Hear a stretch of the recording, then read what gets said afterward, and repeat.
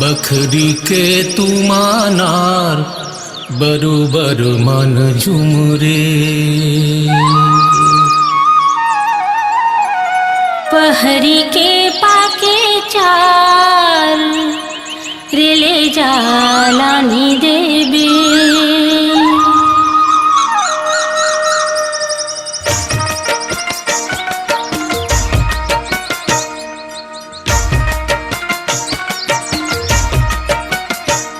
बखरी के तुमानार बरोबर मन झुमरे। पहरी के पाके चार ले जालानी देबे। तेका नाम लेबे संगी मोर बखरी के तुमानार बरोबर मन झुमरे। तेका लानी देबे जोड़ी रे डुमरी के पाके चार ले जालानी देबे।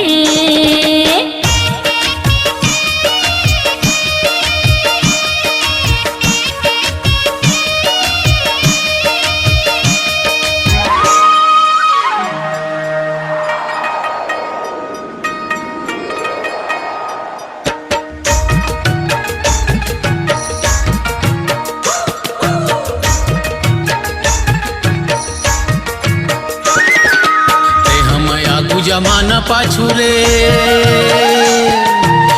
हम आगू जमाना पाछू रे। कोनो पावे नहीं बांधे ले मैं आमा काबू काया ते का नाम लेबे। कोनो पावे नहीं बांधे ले मैं आमा काबू काया ते का नाम लेबे। तेका लानी देबे जोड़ी रे डुमरी के पाके चार ले जालानी देबे। तेका नाम लेबे संगी मोर बखरी के तुमानार बरोबर मन झुमरे।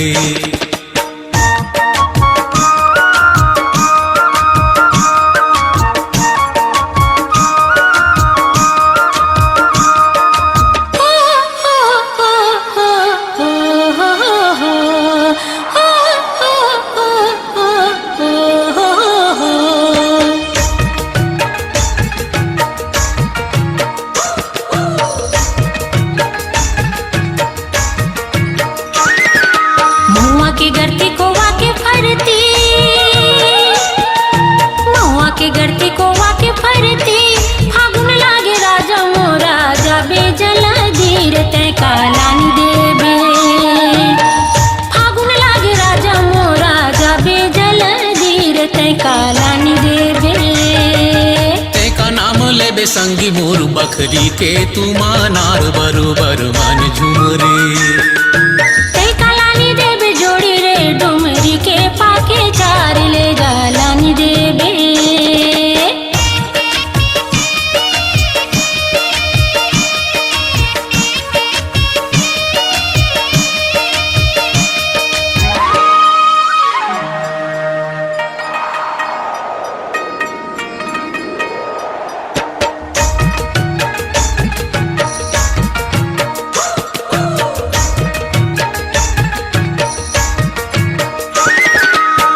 के बोली भरोसा भारी रे, मैया के बोली भरोसा भारी रे। कहूँ दगा देव जोड़ी मोर लगालू फांसी काया ते का नाम लेबे। कहूँ दगा देव जोड़ी मोर लगालू फांसी काया ते का नाम लेबे।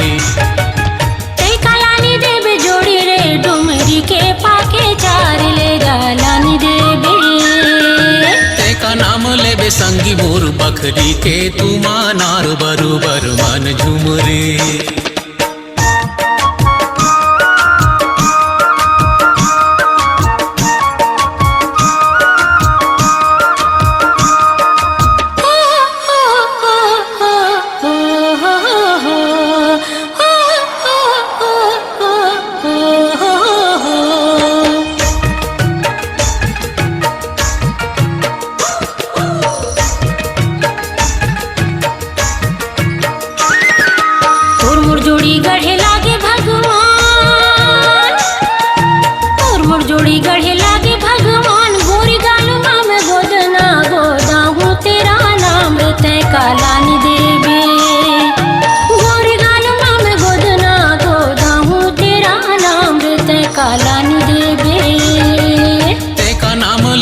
संगी मोर बखरी के तू मानार बरोबर मन झुमरे। तय कालानी देवे जोड़ी रे पहरी के पाके चार ले गालानी देवे। बखरी के तू मानार बरोबर मन झुमरे। पहरी के पाके चार ले गालानी देवे। बखरी के तू मानार बरोबर मन झुमरे। पहरी के पाके चार ले गालानी देवे। अपनी आवाज को दीजिए एक नया मुकाम। डिजिटल रिकॉर्डिंग की दुनिया का जाना पहचाना नाम स्वरांजलि, जहां गूंजती हैं ध्वनियां अपनी माटी की सौंधी सुगंध के साथ। छत्तीसगढ़ी संगीत के विविध रंग जो पहुंचाते हैं पूरे प्रदेश में डिजिटल रिकॉर्डिंग के संग।